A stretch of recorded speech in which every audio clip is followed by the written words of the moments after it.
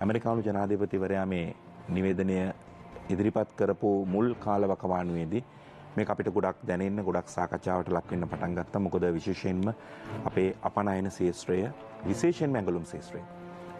එතකොට කොහොමද මේක වගේ තත්ත්වයක් ආවොත් අපි මේ කර්මාන්තයට මුහුණ දෙන්නේ? එතකොට ඒ කම්පැනි අපේ ආර්ථිකයට කොහොම දැනෙයිද? දැන් පැති ගණනාවකින් අපිට මේක දිහා බලන්න වෙනවා. ඔව් ට්‍රම්ප් ජනාධිපතිවරයා මේක ඉස්සරහට දාපු එකකින් අපිට යම් සහනයක් ලැබෙයි තමයි.